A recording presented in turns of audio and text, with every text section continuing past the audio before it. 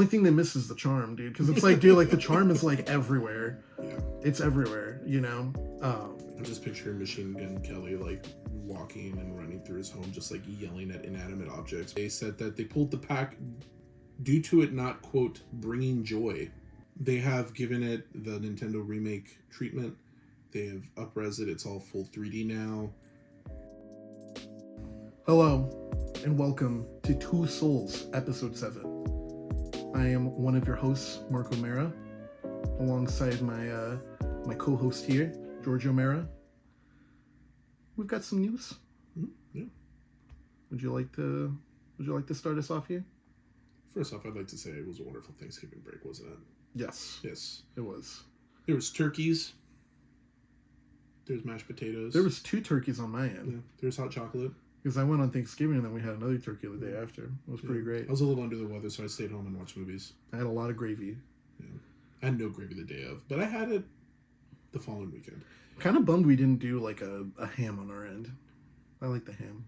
You know, ham is nice. Ham is It's nice. It's I like like a having it for sweetness. breakfast the next day, you know? It's a little sweetness on your plate. It's great. It's a beautiful thing. So anyway, we're back from that break. You know, we're here to talk about, like you said, some news, so I figured we start off hot.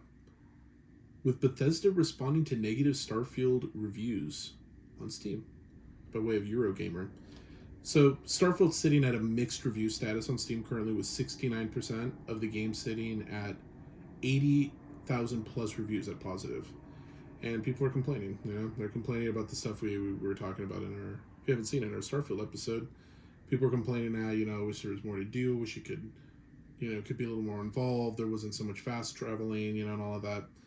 So Bethesda customer support decided, hey, you know, let's respond to these. So they're highlighting things you can do in the game. They're going like, yeah, you can travel, you know, and that's pretty cool. And, you know, they're asking players to consider the amount of work that went into the development. You know, they're going, just think about it. It's amazing, right? Like how much time went into developing this thing. You know, suggesting playing the game again with a different character, you know, different background. It'll make it feel like I'm playing a whole other game. So they're suggesting people just roll a new character. People are complaining about empty planet design. They're saying that was by design, and it's not boring. And they're saying that when people landed on the moon, there wasn't a lot to do. And that's what they're trying to do with their game here. They were trying to they're intending to evoke a feeling of smallness in players. So, listen, I love Starfield. It's kind of a weird response. I think it's great, but this is, like, ridiculous, guys. Like I think your game's kind of boring. No. They're like, no, it's not boring. It's not boring. It's by design. So it's designed to be boring. Like, no, you just don't get it. So this is coming from us who, like, I didn't think the game was boring. I didn't either. Like, I actually enjoyed my time with it. This is just a really weird way of responding to, like, backlash, I feel. Yeah. But yeah, I mean, hey, you know, that's your Starfield update, you know? That's your Starfield update. We'll keep you up to date with any other Starfield news that comes along. Maybe we start filling out the planets a little bit more, we'll let you know. I want to say they've already said they're working on DLCs and stuff, too. They are. Yeah, the deluxe, I don't remember what the official name of it was, but, like, the deluxe version of Starfield, or premium, or whatever it was. Yeah, that comes with the first DLC when it gets released. Dude, the first DLC, they add more stuff to the moon. They're like, that's by design as well. They make an amusement park on the moon. They just add more outposts. Just to completely, like, left turn what people are saying now. Next, Ubisoft is testing in-game ads for some users during opening up the pause menu or map. This is from Twitter or X, whatever you want to call it. It's almost a full screen ad pop-up, okay? And it's a video on Twitter that'll play during your Assassin's Creed Odyssey gameplay. So you open up your menu and it's like an ad for Assassin's Creed Mirage. Mm-hmm. I think that's kind of funny. You like this one. Probably like the next one. Too. You should check it out, you know.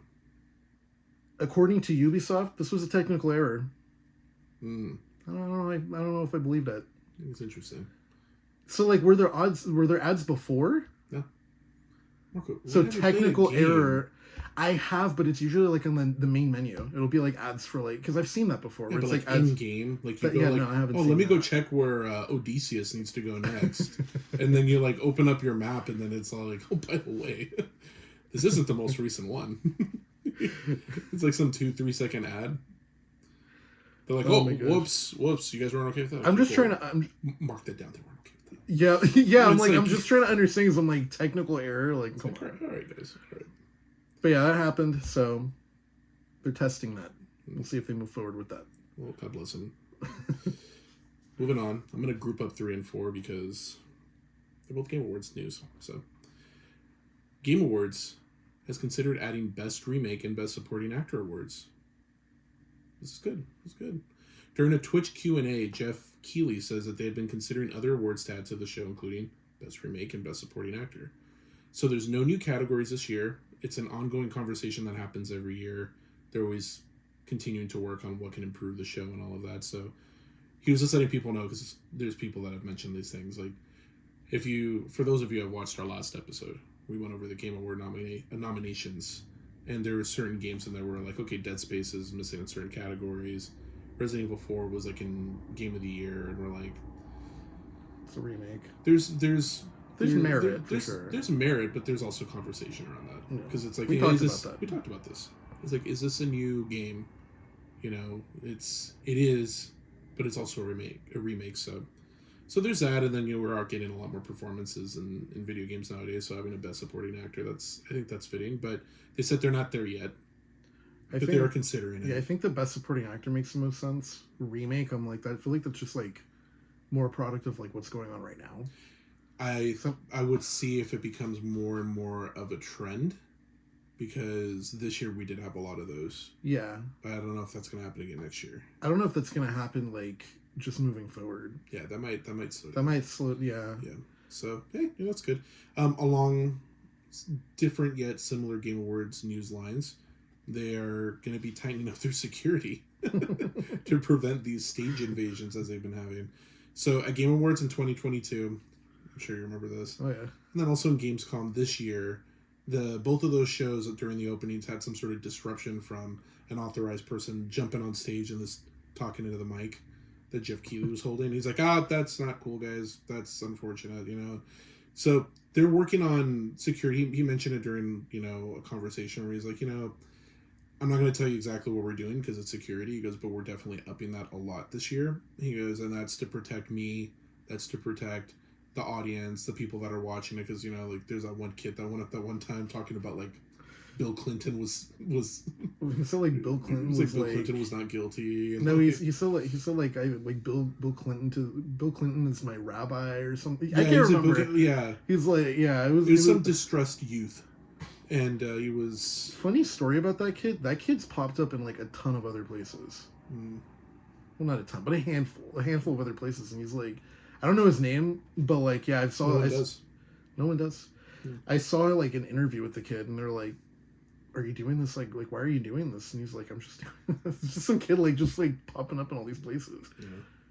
He's also showing them their weak points in their security. So, Yeah. you know, he's kind of doing them a service if you ask me. Yeah, well, I mean, hey, the good thing is they will be tightening up said security, so It's so funny, dude.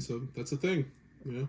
Next, Microsoft wants Games Pass on PlayStation, Nintendo, and every screen possible. This is from Xbox CFO Tim Stewart. He announced that the goal is to have all first-party games and Games Pass available on every screen that can play games. He says this during a Wells Fargo TMT Summit. Of course, So, during the summit. you and I talked about this with Nintendo in particular. So like even before we had a cast, yeah, we've talked about this for a while. Like honestly, since we saw Games Pass and how it was working on PC, yes, we've been talking about this. yeah, we've talked about it on the cast as well. You know, it seems like Xbox is seeking to expand their whole brand across as many devices as possible, and now we have proof. You know, they're, you know, good old Stewart over here. He kind of let the cat out of the bag with that one. Yeah. So He also went on to say that this is a bit of a change of strategy. Not announcing anything broadly here, but our mission is to bring our first-party experiences and our subscription services to every screen that can play games. That means smart TVs, that means mobile devices, and that means that what we would have thought as competitors in the past, like PlayStation and Nintendo. So that's like the actual quote from him at the summit. we'll see how that goes. I could see that going to like Nintendo first, Yeah. and then like I mean like because the cloud gaming stuff we've talked about that too, like kind of recently I feel, but like that works pretty well. So they're probably gonna put that on like everything that like can't really run it, and then things like Switch, I would assume it's gonna be like certain games can run like natively on it, and you can like download them like you do on your PC. Some games will be like only cloud. It's probably gonna be the same thing because they've been kind of building this whole infrastructure for like a while. Yeah. But we'll see how that goes. Yeah, I It's mean, I would very imagine, interesting. it's going to be several years before we see that. Yeah, yeah. But, It's very interesting to see. well, I mean, they're showing their cards a lot recently. Microsoft. Yeah. They're mentioning that, you know, at one point Phil Spencer wants to buy Nintendo, which is like, Now he wants to stream on Nintendo. no, it's a stream on Nintendo. He likes Nintendo. Yeah. We all do. Moving on. Destiny 2's new $15 starter pack is, quote, a bunch of junk and the last thing the MMO needed right now. So apparently there's this new starter pack which just got released for Destiny 2. It's like, yeah, you have $15 starter pack. People are like, all right, sweet. I wonder what this is. So I'm going to kind of read off for our listeners, you know, what we got in here. Apparently this new starter pack has 3 exotics. So you got your Traveler's Chosen Sidearm, a Ruinous Effigy Trace Rifle, and a Sleeper Stimulant Linear Fusion Rifle. It also comes with cosmetic-only Sparrow Hoverbike and Spaceship, as well as an exotic Ghost Shell that is not much better than non-exotics. Then you get 125,000 Shimmer. Shimmer? 50 Enhancement Cores, 5 Enhancement Prisms, and 1 Ascendant Shard for gear upgrades. Apparently this is not great at all and the community's been firing back. I don't play Destiny 2. Yeah, I don't know what any of I'm this like, is. whoa, you got exotics, you got non-exotics. People are like, I'm like, that sounds, I mean, 125,000 Glimmer. You know, that doesn't sound half bad, but apparently it's not worth $15. I don't know how the economy works in that game. I'm not a Bungie economist, so I will not purport to be so. But, you know, apparently the community's been firing back. Bungie's heard their cries, and they said that they pulled the pack away from the stores, took it down, due to it not, quote, bringing joy, according to their tweet. So, yeah, I mean, if you were thinking about buying the pack, you can't. It won't make you joyful anyways. It's like every move they're making right now at Bungie is just getting them like backlash, dude. They're like, oh, we're sorry. They're like they You hate have to see people it. play test like Marathon. They're like, this is gonna be cool. They're gonna love this, dude. And they're like, yeah, we won't play that. If you put this out, we wouldn't play it. Yeah, I'm not going to continue with that. And they're like, okay, let's bring them some joy. Let's put out like a starter pack, you know? That's what Bungie was about. Let's get back to our roots. You know, they did an internal survey. The players, dude. Everyone said joy is the word that they associate with Bungie, And and then the players are like, what is this shit, dude? Like, this they're is like, what, garbage. 125? What you're giving me a Traveler's Chosen Sidearm? I already have 15 of those. This ghost is no better than some of the non-exotics, I'll have you know. No, this is ridiculous. This is ridiculous. Yeah, I added that in there because Oh, you know man, I figured it'd be news to someone, but also in a lot of ways, I felt like I didn't know what I was talking about there. So Yeah, I don't know. It's funny because I played Destiny 1 and 2. I didn't stick with either of them. Yeah. But Destiny 1 had fun multiplayer. I was just gonna say the PvP on one was fun. Yeah, I had really fun multiplayer. And then the second one, like, the multiplayer wasn't like that. Got to Because they're all about the raids it's kind and of a stuff trend. like that. It's kind of a trend with all the stuff we're talking about already. Even like you think about like the whole in-game ad and stuff. It just seems like a lot of these companies are like just trying to find ways to make a buck. You and I talked about that and we're like, dude, like, I bet you if you saw the actual, like, numbers for this stuff, it's gotta be, like, from the back end, like, for the companies, they're probably like, dude, this is, like, so stupid not to do this. It better be as lucrative as they're making it seem, because they're ruining a lot of IPs with this greediness. Well, so... You get what I'm saying? Yeah, Where I'm like, if it was some marginal, like, oh, we could make 5-10% more, and they're like, no, but this is... I'm like, you guys are, like, ruining some, like, really good IPs by getting so greedy and money hungry. Like, at least may it be, like, a margin that's, like, the businessman side of myself would be like, nah, I kind of understand. Like, well, with that, like, I was reading recently, so, like, The music industry is like it makes like I think like $20 billion like a year. Then like the movie industry makes like about like $50 billion a year, something like that. The games industry for the last like I don't know how many years has been making like almost like 200 billion. Goodness. So that's like more than both of them combined and then doubled. And it's like so for me, I'm like I wonder how long it's been at those kinds of numbers, and I wonder how much this stuff plays into it because I'm like that's like ridiculous how much higher it is than like these other industries. I'm like I bet you it's all these little like Fortnites and the battle passes and the ads and then the multiple currencies. I'm like, dude, I bet you that feeds into that number way more than we realize. Yeah, I would imagine so. But it seems like these companies don't care if like the names get tarnished, you know. But next, Yakuza 8. Honolulu City is 3 times bigger than Yakuza 7's Yokohama. This is by Twitter. This is via a tweet from Ryuga Gotoku Studios official page. That's the developer for Yakuza. Yes. This is crazy huge. It is. It's crazy huge. It is. I mean, I put a decent amount of hours into Like a Dragon, and Yokohama is huge, and more than even it being like big, it's dense. It's like very, very dense, and I'm like, Honolulu City is going to be 3 times that much. So, I think we can all take from that as it's going to be a pretty big game. It's going to be a lot to do. So Yakuza is well known for like just how detailed and dense their cities are and stuff too. So it's like for them to be going that much bigger, I'm like, man, that's pretty interesting. Yeah. All right, and then our final news story: Mario game sales leap after Super Mario Brother movie's success. The movie has brought in over $300 million in royalties. Okay, and Nintendo has sold 6.22 million games from the Mario franchise since the movie's release. And this is through April, when it was released, through to September. Now, the crazy thing is that this has been from games that have been out for a while. So, like, Mario Kart 8 Deluxe, like Super Mario Odyssey, Super Mario Party, like Mario Tennis, like those kind of games. This isn't from any of the new ones. Like, Super Mario Wonder and then Super Mario RPG are not included in this figure because it's up to September. Dude, isn't that nuts? Shit. So it did what they wanted, you know. It and honestly, like for me, I'm like I think it's pretty great. Like the movie, I thought was fantastic. It was everything that I would have wanted out of a movie like that.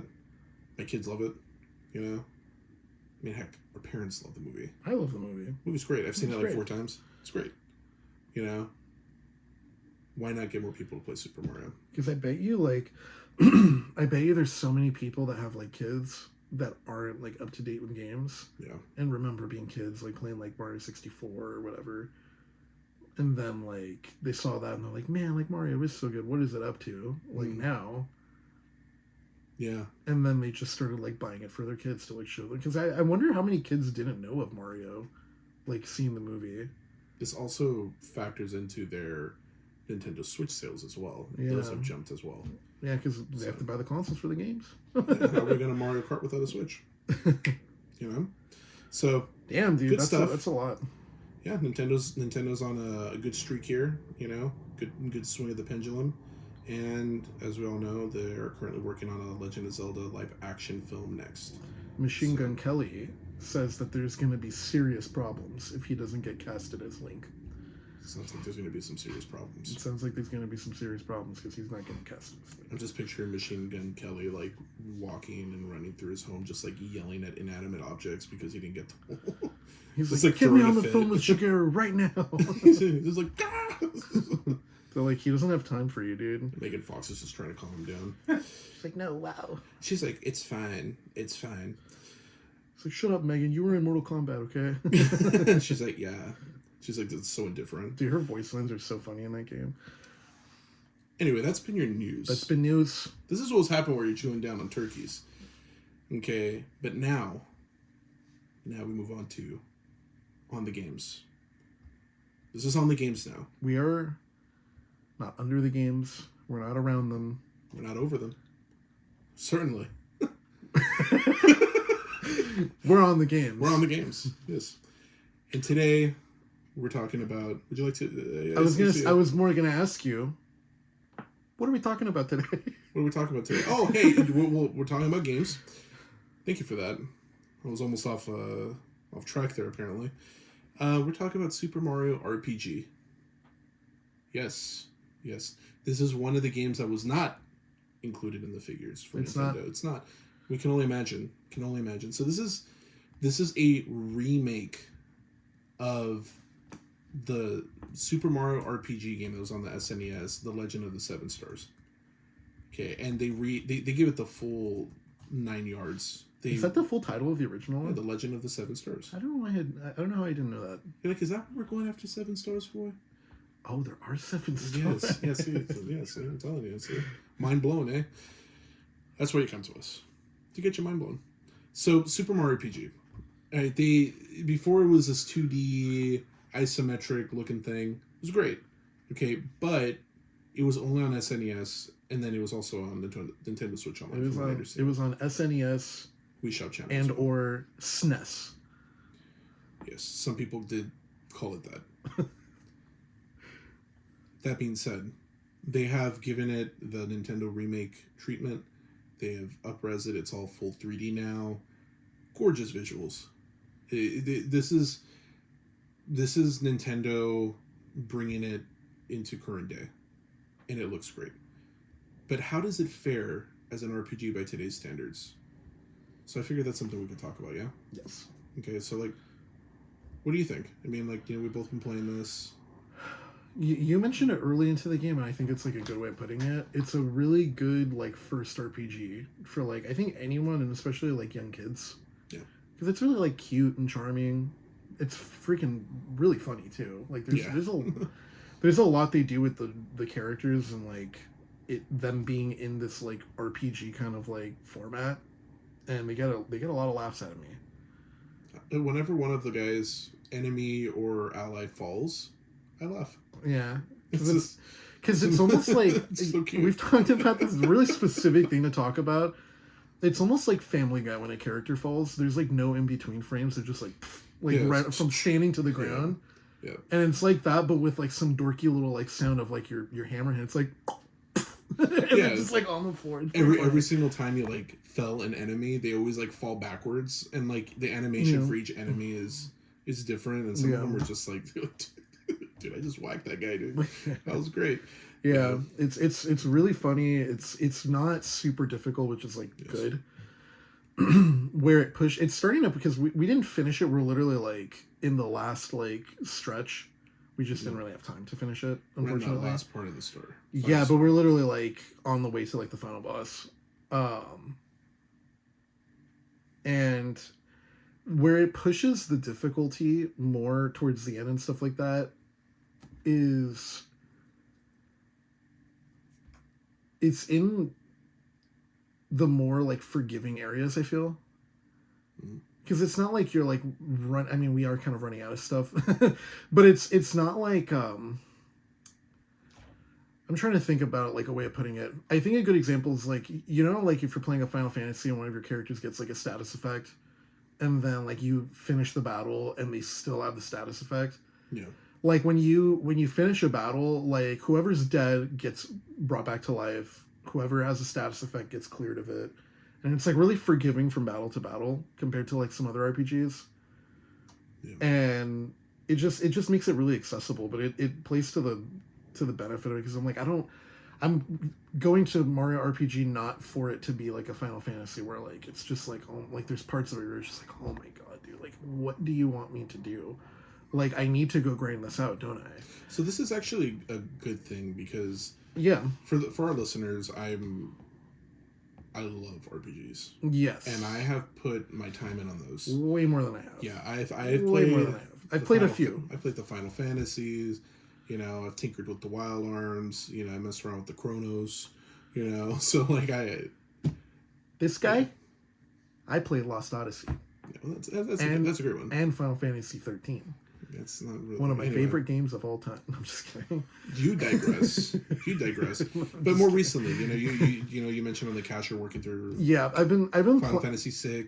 I feel like I hit that little RPG like kick later in life because I did.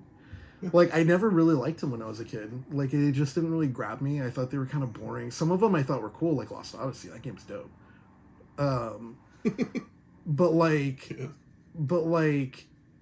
yeah, they never really grabbed me. And then more recently, I've been like really wanting to play through them because I'm like, I've dabbled with a lot of them, but I've never really like stuck through with them except for Lost Odyssey when I was a kid, and then now I'm like kind of playing through them.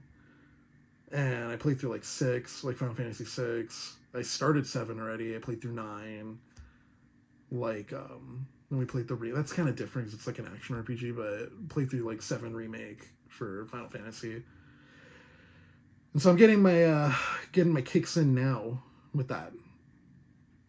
And this one's really fun, dude. It's definitely, again, like it's just a lot easier. It's more accessible and stuff. And yeah. Yeah, there's areas where for me it's it shows what like era it came out of. That being like late 90s. Yeah. And I'm comfortable with that because I'm used to it. I played a lot of those games, but they did a lot in the game. I think from like what it was like originally.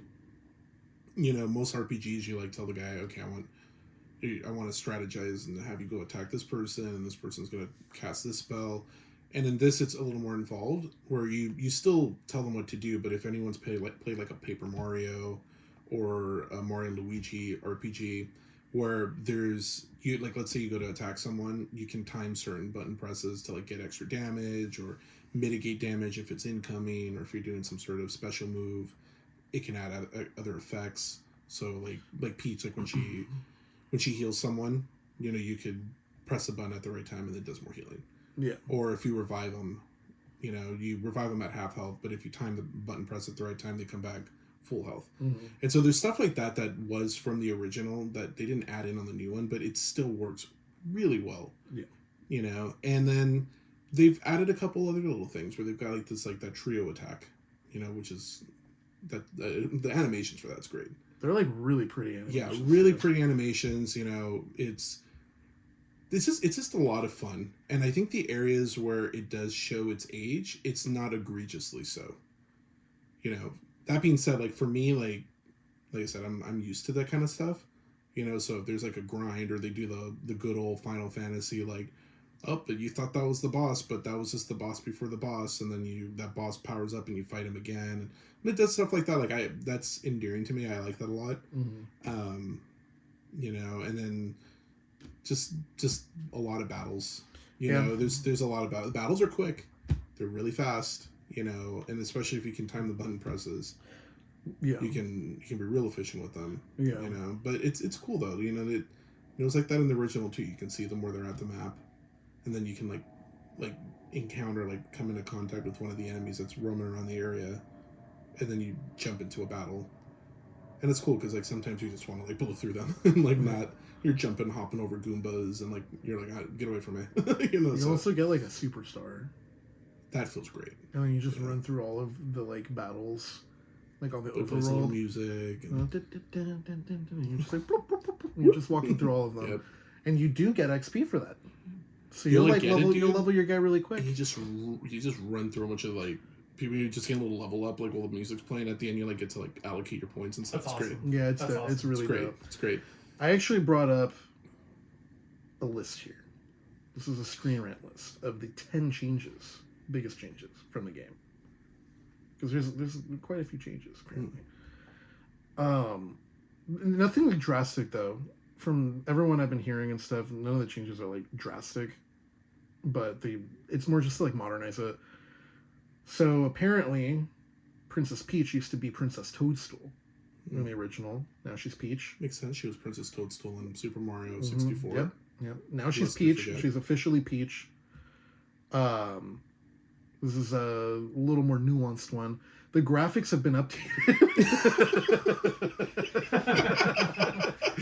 The graphics have been updated. I almost couldn't tell.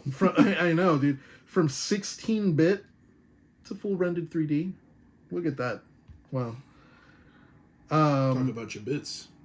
The Super Mario RPG remake added a journal, so you could see like the monsters you fought. You could listen to sounds. In certain games, those are called compendiums. Yes. Yes. In this game, it's called a journal, and they didn't have that in the original. Pretty sure I played some games where they're called bestiaries. Like Doom. Wait, no, is it a bestiary in that? No, it's like a. No, that's like a hollow logbook. It's like a demonology like book or something. I can't remember. Yeah. Might be a bestiary. I don't remember. Next, hidden treasures are no longer permanently missed. And so a lot of people, because I don't think you're able to go through the map the way you can now on the original. It was just more linear. It was way more linear. If you got to the next spot, you're in the next spot, and like that's it. That's a pretty good change. Yeah, and so you can go back and get hidden treasures and stuff like that. Gold coin storage is increased, so you can have way more money. The maximum limit of coins in the SNES and or SNES version of the game was 999. Now it's been raised to 9,999. I bet you that's because of the bits. Yes. Yeah. Some more bits, more money. Bits. More memory, more money. More money, more problems. Yeah. This is true. Combat is better. This is a little. That's I don't like how they. I don't like how they write this. Okay, but they say combat is better in the RPG. Yeah. This is because of what you're talking about, the triple moves, the trio of moves or whatever. The action gauge is different too, or it's new. I think it's new. Like the chaining of attacks. So like when you get the rhythm, I don't think there was a chain back in the day, and so now you can chain, and that puts up like that like multiplier for the gauge, and so you can get your action gauge like quicker if you like get really good at the timing. Dude, I don't think you and I've seen people get to like 30, 40, like even way higher than that. And like the highest I think we've ever had our action gauge, like our chain, like 12 or 13. I think it was like 16. No, it's better than I thought. It's better than you thought, but like it's still like it's peanuts. But anyway, next, difficulty settings and action prompts is a new thing that's different. In the original, I don't believe there was really any change of difficulty. Now you can change it, and it changes like the timing of like the rhythm of the stuff, like the attacks to get the chain attack. Enemies can be a little bit weaker. You gain levels faster. You can hold more items, stuff like that. Like if you do breezy mode, that's what they call it. And then there's like normal mode. Next, item storage feature has been added. So if you you can hold like 10 mushrooms and they heal you, right? If you get an 11th one, it goes to like a storage now. Yeah. That wasn't a thing in the original. But I think you have to go all the way back to Mario's house. Like all the way at the beginning, dude. Autosaves.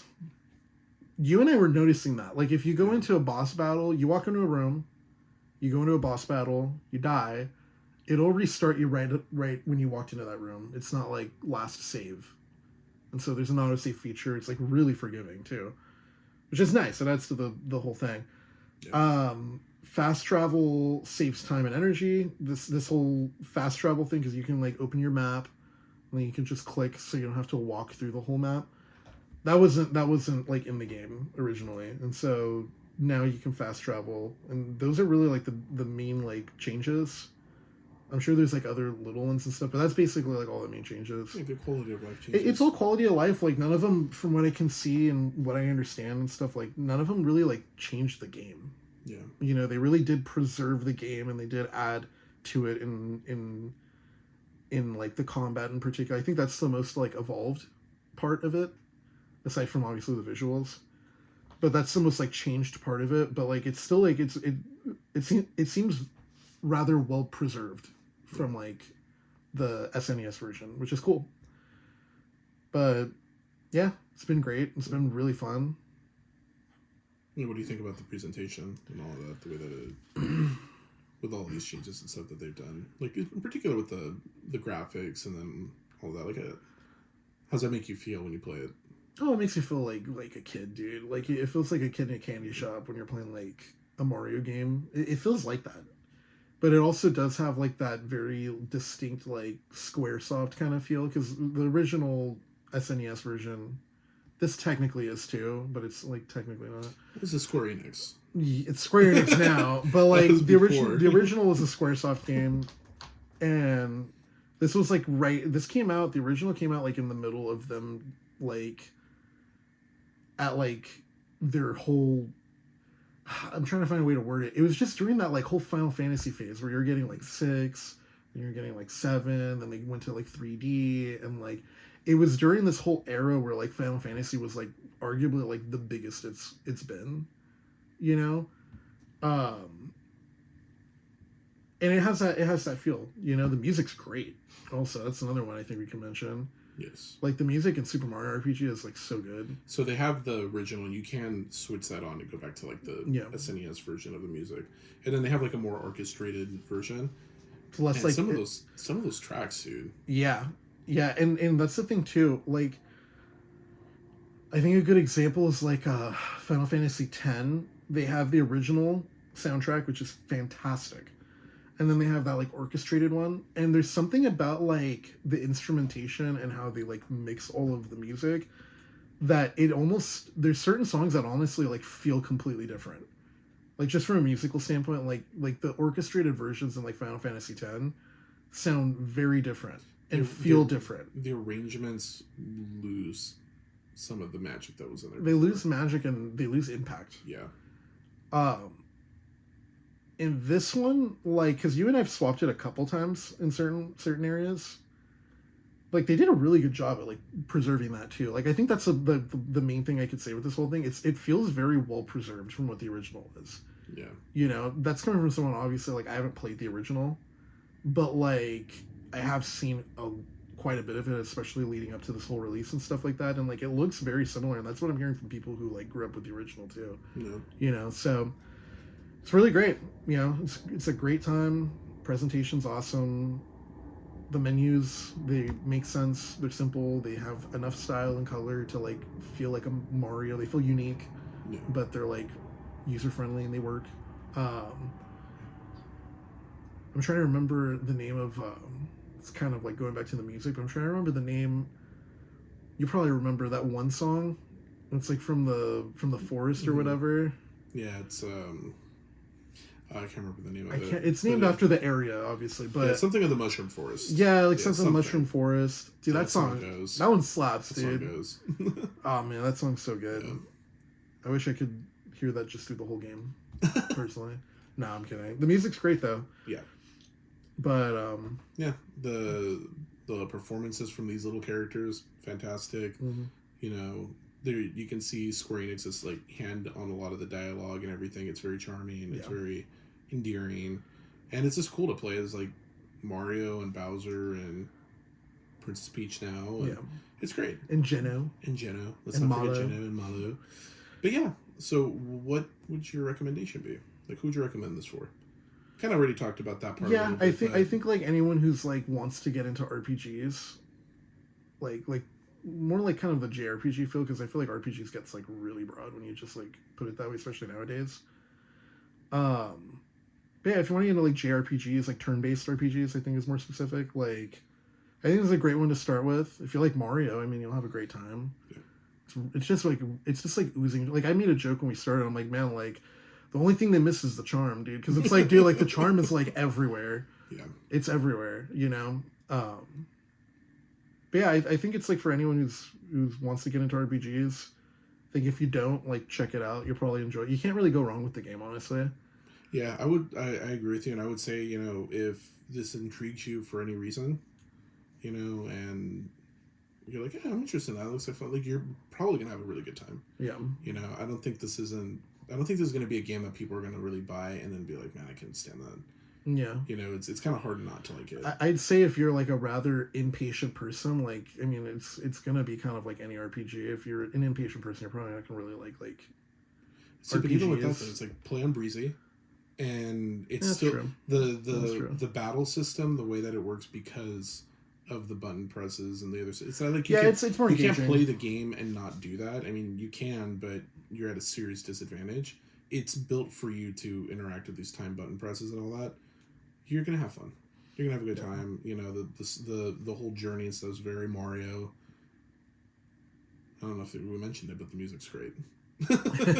Yeah, it's just like in general, it's like that whole era of like Squaresoft. It's like, it's that, and then you can tell like Nintendo's like, oh, make a Mario one, and they're like, cool, and like them at that period made a Mario RPG, and it feels like that, and it's great. Yeah, I think that's another one. If you like that whole era of like Final Fantasy, you're gonna love this. You haven't played it, you're gonna love this. Like, it's great. Awesome. All right. Well, I think we give it a. games, yeah. It concludes on the games. I think we'll leave it with our thumbs up of approval. It's great. You'll enjoy it. You got 2. You got 2. Count them. 2 souls, 2 thumbs. It's great. All right. Excellent. Yes. Well, we can wrap up with a little what we're up to. Yes. And we can close out for today. Yes. So what you been up to? I'm like in between a few books. I'm reading Red Rising, and then I want to get back to Hero of Ages. And then I don't think I've really been playing like anything aside from like what we were playing for like the cast. Actually, no, that's a lie. I played through the whole like Metal Gear collection. Mm-hmm. Beat 1, Beat 2. They're great. I'm up to date now. What'd you think of 2? It's fantastic. It's great. I just love the gameplay. It's fun. I just love the aesthetic. You know? It's fun. They're all just the like snakes. yeah, they're just like fun games. You know, I love it. And then I went to 3. Yeah, 3's great, dude. Yeah, I know you love 3. Around 3. It's because that was my first one, I think.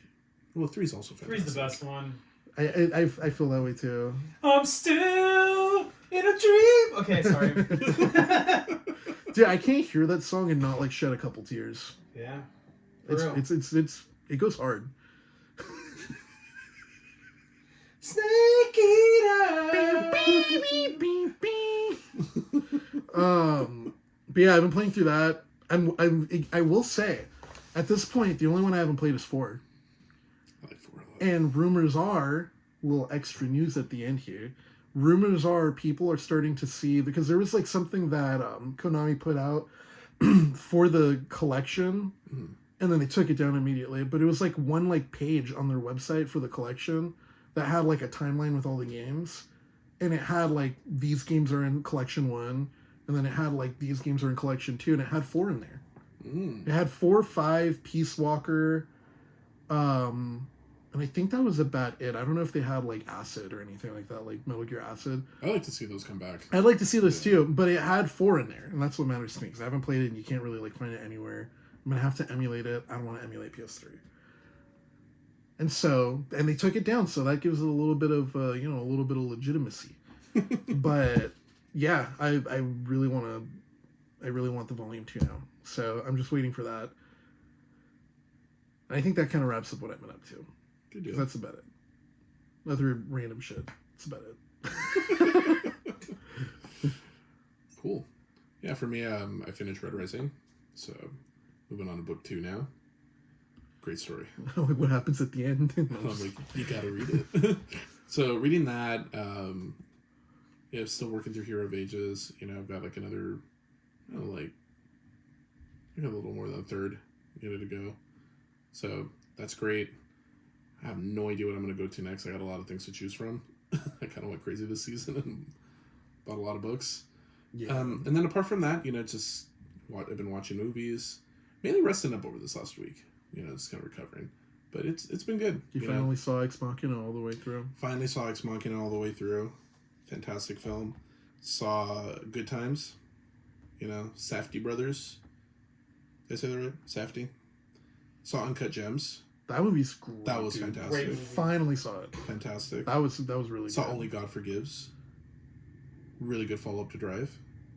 I think visually a little more striking. Love that movie too. Fantastic. Yeah. Great vibe. Oh yeah. Great vibe. It's like I can't fault him, but like half of these movies he went and watched on that day he was sick and I was gone, and I'm like, what the hell, dude?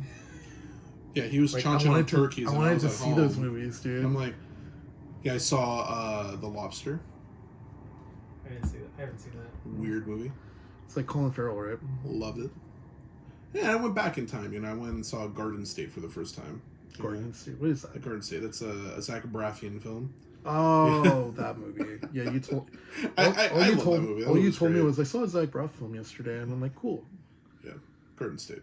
I'm like, it had like Zach Braff chosen music, and it didn't. Have. Yeah, It's like it does. Eel and Colin Hayes. It's like Colin Hayes, Eels, The Shins. You know, it's good stuff. It's good stuff. So yeah, it's been soaking in all of that. You know, and that's about it, man. Didn't you start that Percy or not? Oh my god, the name's escaping me. The documentary on like World War One or whatever. Oh yeah, The Young Will Not Grow Old or something. Yeah. You're Percy. Percy. Peter Jackson. Peter Jackson. There you go. Percy Jackson. Yeah, that's a lightning thief. That's what I was saying. The name was escaping me. Yeah, Peter Jackson. I started that because it was like World War II restored footage, and World War I. World War One. Sorry, yeah, thank you. And I started watching it. And I'm like, I'm gonna watch something else. I'll come back to it. You know, I just wasn't in the mood for it at the time, so when I saw Good Times instead. Yeah, good time. So anyway, this has been episode 7 of Two Souls. Yes. Yes, and it's been Thank good. you for watching. Yes. Follow us on all socials. Well, follow us on Twitter, TikTok, Instagram, at Two Souls. I don't know if we're still doing this, but it might be here. It may be here, it may not. We'll let Evan decide. We'll let Yeah. Evan decide. Don't make us look like fools. Anyways, if you put it somewhere around here. We're doing this and it's like all in the corner. It's like cut in half, like on our faces, dude. It's like, gotcha. But yeah, follow us at Two Souls on all of those. And with that, we will let you all go. Have a wonderful week, and we'll see you next week.